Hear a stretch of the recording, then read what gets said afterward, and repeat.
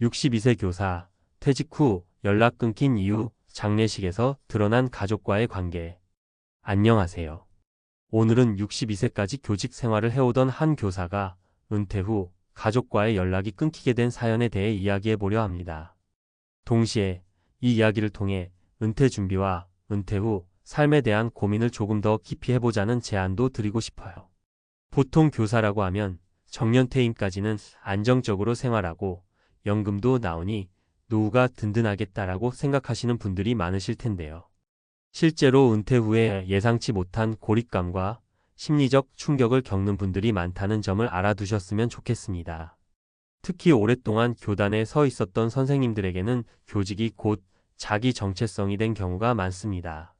그렇다 보니 막상 교편을 내려놓고 나면 사회적 지위가 한순간에 흔들리고 나를 필요로 해주는 사람도 없어진 것 같아 크게 좌절하게 되는 거죠.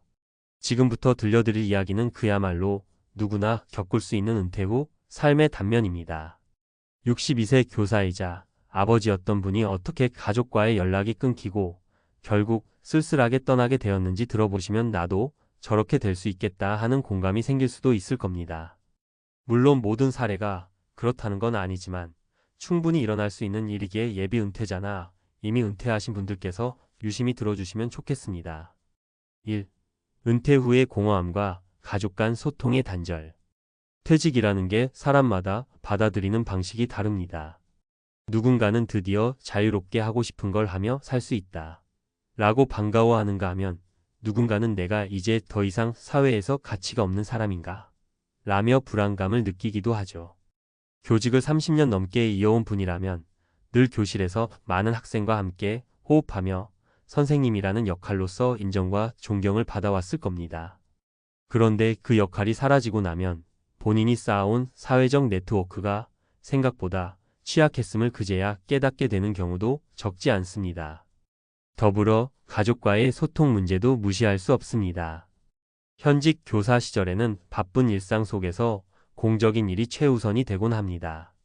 가정 안에서는 우리 아빠는 교사니까 학교 일하는 거 바쁘니까라고 하며 어느 정도 거리감을 두고 살아온 분들도 많아요. 그런 상황이 30년 가까이 반복되다 보면 정작 은퇴 후에는 가족과의 소통 방식이 어색해져서 서로 뭘 얘기해야 할지 모르겠다라는 이야기가 종종 들립니다. 오늘 이야기의 주인공인 62세 교사 김정수 가명 선생님 또한 그랬습니다. 교직에서 정년이 보장되지 못하고 사정상 62세에 조금 일찍 퇴직하게 되었는데요. 나름 연금이 있고 안정적이라고 생각했으나 막상 퇴직하자마자 주변 인간관계가 뚝 끊겨버렸다고 합니다. 현직에 있을 때는 가족들과 주말에 잠깐 외식하거나 간단히 안부를 묻는 정도로만 소통했는데 이제는 너무 시간이 많아져서 정작 어떻게 다가가야 할지 모르는 거죠. 큰딸은 결혼에 멀리 살고 둘째 아들은 시험 준비로 바쁘고 아내도 개인적인 취미 활동에 몰두하느라 집에서 같이 있긴 하지만 각자 삶을 사는 상태였다고 하네요. 이 고독과 단절을 보여주는 사례 3가지. 은퇴 후의 삶이 생각처럼 녹록치 않다는 건 이미 여러 매체에서 다뤄지고 있습니다. 그런데도 대부분은 나는 괜찮겠지라고 막연히 낙관하는 경향이 있어요. 그래서 조금 더 피부에 와 닿도록 고독과 단절을 겪었던 사례 3가지를 말씀드려 볼게요. 사례 1. 친구가 많은 것 같았던 교사, 막상 은퇴 후에는 도돌이표 전화. A 선생님 60세, 교사 출신은 현직 시절의 학교 안팎으로 인간관계가 굉장히 넓어서 역시 인사 라는 소리를 들을 만큼 사교적이었습니다. 그런데 정작 은퇴를 하고 보니 주로 같이 지내던 이들이 모두 학교에 속한 사람들이었던 거예요. 오랜만에 전화를 걸어 한번 만나자고 해도 상대방은 여전히 현직에 있으니 바쁘고 일정 맞추기가 쉽지 않죠. 그래서 A 선생님은 몇 번 시도하다가 결국 연락할 사람이 없어졌다고 하더라고요. 교직을 그만두면 공동체에서 점차 잊히는 건 어쩔 수 없는 일이지만 A 선생님은 이 사실을 전혀 예상치 못했다고 합니다. 아, 내가 정말 학교에 속해 있었지, 사람들 마음에 속해 있던 건 아니었구나 하는 씁쓸함이 밀려왔다고 하네요. 사례 2. 퇴직 후 가족과 24시간 붙어 있으니 오히려 갈등이 터져 나온 경우. B 선생님 63세, 중학교 교사로 퇴직은 오히려 가족과 함께하는 시간이 많아지겠다라며 기대가 컸어요. 그런데 막상 아침부터 저녁까지 맨날 집에 있는 모습을 아내와 자녀들이 낯설어하고 본인도 가족들이 이렇게 서로 다른 취향과 일상을 가지고 있는지 몰랐다고 합니다. 예를 들어 아내는 평소에 오전부터 친구들이나 지인들과 모임을 다니고 오후에는 취미 활동을 하는 편이었는데 비 선생님은 아니, 나랑 시간을 보내야지 왜 밖으로만 나가? 하고 서운해했고요. 자녀들 역시 본인 일상이 있으니 그저 아빠가 왜 이렇게 갑자기 간섭을 많이 하지? 하며 불만을 토로했다고 합니다. 결국 사소한 갈등이 쌓여서 한동안 서로 말도 잘 안 하게 된 상황까지 갔죠. 살해 3가족을 위해 바쳐온 삶이었는데 은퇴 후 혼자 남겨진 경우. 시 선생님 65세, 고등학교 교사 출신은 평생 가족을 위해 헌신했다며 자부심을 가지고 있었어요. 실제로 맞벌이보다는 단일 소득이었던 가정이기에 그래도 교사라서 어느 정도 수입이 안정적이었다라는 게 가족들에게 큰 도움이 되었죠. 그런데 자녀들이 독립하고 배우자도 일을 시작하면서부터는 오히려 가족들이 우린 이제 우리 인생이 있으니까 아빠도 하고 싶은 거 하시면 되잖아요 라며 묘하게 거리감을 두기 시작했습니다.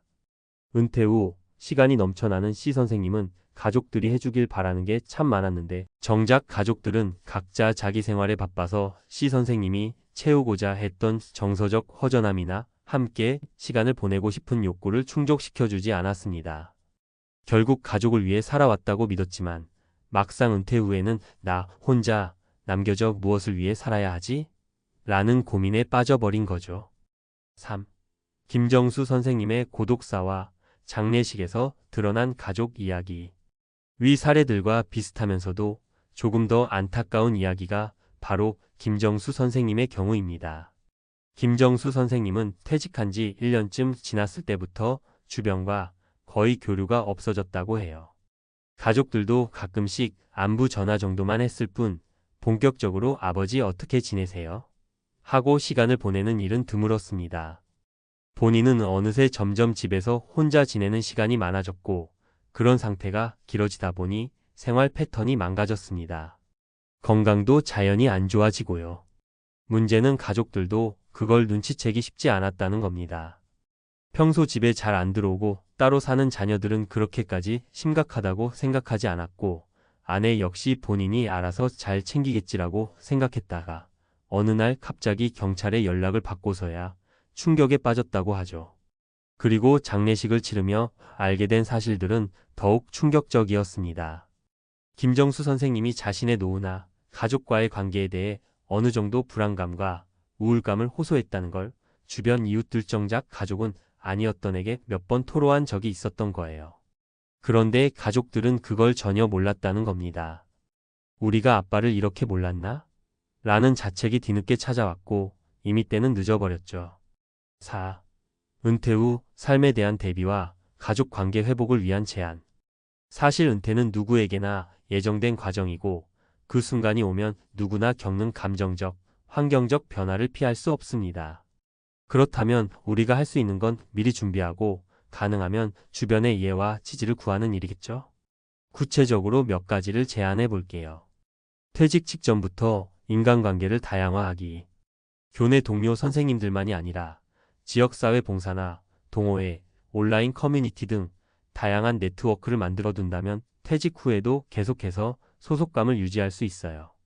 학교라는 직장 밖에도 내가 함께 어울릴 공간이 많다는 걸 미리 인식해 두는 게 중요합니다. 가족과 미리 대화하여 은퇴 후 스케줄을 조율하기. 은퇴하고 나면 집에 있는 시간이 많아지면서 생기는 갈등이 생각보다 큽니다. 내가 가정을 위해 이렇게 열심히 일했으니 이제부터 가족들이 나와 시간을 보내주겠지? 라는 막연한 기대보다는 구체적으로 언제, 어디서, 얼마만큼 시간을 함께 보낼지 이야기해 보는 게 좋아요. 서로 하고 싶은 일, 원하는 생활 패턴을 맞춰보면서 어느 정도 선을 지키고 배려할지를 미리 정해보는 게 큰 도움이 됩니다. 취미생활 및 건강관리에 적극 투자하기. 은퇴 후 갑자기 남는 시간을 보낼 취미나 건강관리 계획이 전혀 없다면 금세 우울감에 휩싸이게 됩니다. 활동량을 유지하고 새로운 무언가를 배우면서 내가 아직 뭔가 이룰 수 있다라는 자신감을 찾으셔야 해요. 혼자 집에 틀어박혀 있기보다는 체육관, 문화센터, 도서관 등 지역 커뮤니티 시설을 적극 활용해 보시는 걸 추천합니다. 가족만을 전부로 삼지 말 것.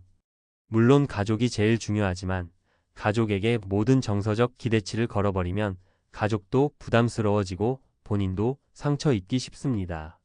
가족과는 적당한 거리를 유지하되 서로에게 진심 어린 관심을 지속적으로 주고받을 수 있는 소통의 통로를 만들어두는 게 좋아요. 한 달에 한 번이라도 온 가족이 함께 식사하는 날을 정하거나 주기적으로 영상통화를 하는 등 루틴을 만든다면 훨씬 안정적입니다. 5. 마무리하며 결국 은퇴 후 삶이라는 건 나의 새로운 정체성을 찾아가는 과정이라고 볼 수 있습니다. 나는 누구이며 앞으로 무엇을 위해 살아갈 것인가?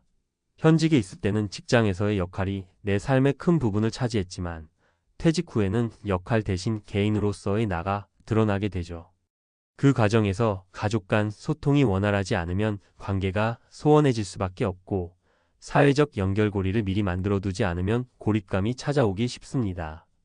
안타깝게도 김정수 선생님처럼 아무런 대비 없이 혹은 대비는 했지만 자녀 배우자와의 구체적인 대화가 부족해서 혼자가 되어버리는 사례는 앞으로도 계속 늘어날 가능성이 큽니다. 우리 사회가 고령화로 접어들면서 은퇴 전후의 삶에 대한 고민이 그 어느 때보다 필요한 시점이 된 거죠. 이 글을 보시는 분들 중에서도 아직 은퇴하려면 멀었어 라고 생각하시는 분이 있을 수 있어요. 하지만 준비는 빨리 할수록 좋습니다. 은퇴 후의 삶은 단순히 경제적 안정만으로 해결되지 않거든요. 어느 누가 되어도 사람들과의 유대감, 자기만의 목표, 건강한 몸과 마음이 필요합니다. 또 가족 역시 아버지 또는 어머니가 은퇴하셨다고 해서 갑자기 우리 곁에서 24시간 함께 할 수 있는 건 아니다. 우리도 바쁘다라고 솔직히 말하는 편이 나을 수도 있습니다. 대화를 통해 서로의 입장을 이해하고 함께 할 수 있는 부분과 그렇지 않은 부분을 명확히 하면서 각자 행복을 추구해야 갈등이 최소화됩니다. 앞으로 은퇴하시게 될 분들 혹은 이미 은퇴한 후에 이제 어떻게 해야 하지? 고민하고 계신 분들이 계시다면 오늘 들려드린 이야기를 꼭 한번 곱씹어 보셨으면 좋겠어요. 고독사가 남의 이야기가 아니라는 걸 인식하는 것만으로도 삶을 준비하는 방식이 달라질 수 있으니까요. 가족과 친지, 친구들의 관심도 중요하지만 가장 중요한 건 본인이 적극적으로 손을 내밀고 준비하는 자세라는 점을 잊지 말았으면 합니다. 오늘 이야기는 조금 무겁게 들릴 수도 있었지만 어쨌든 은퇴 후에도 우리는 계속 살아가야 하고 그 속에서 다시 웃고 즐기는 삶을 만들어낼 수 있다는 희망을 말씀드리고 싶습니다. 미리 준비해서 단단해진다면 언젠가 찾아올 은퇴와 노후 생활도 그렇게 두렵지만은 않을 거예요. 그리고 그때는 내가 사회에서 받은 것들을 다시 돌려주거나 새로운 길을 개척해보는 기회를 만들 수 있겠죠. 부디 이야기가 여러분께 작은 도움이 되었길 바랍니다. 감사합니다.